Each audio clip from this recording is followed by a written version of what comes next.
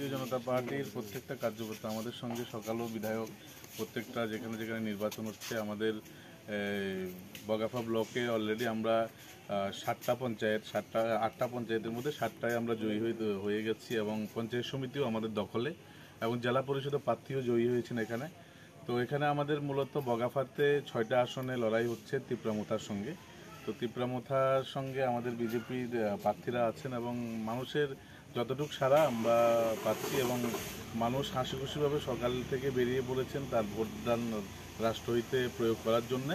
তো আমরা জনগণকে আশীর্বাদে আমাদের প্রার্থীরাও জনগণের সঙ্গে কথা বলছেন এবং আগামী পঞ্চায়েত নির্বাচন যে আজকে নির্বাচন, এই নির্বাচনে আগামী গ্রামকে সাজানোর জন্য যে নির্বাচন মানুষ আমাদেরকে স্বতঃস্ফূর্তভাবে ভোটদানের মাধ্যমে দেখবেন 12 তারিখ আমাদের প্রার্থীরা জয়ী হতে চলেছে।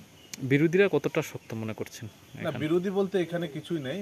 সিপিএম এর সঙ্গে আমরা ওদেরকে ধরি না, তারপরেও সিপিএম নিজে প্রার্থী না দিয়ে তিপ্রামথাকে দিয়ে দিয়েছে। এটাকে লালমথাই আমরা বলি।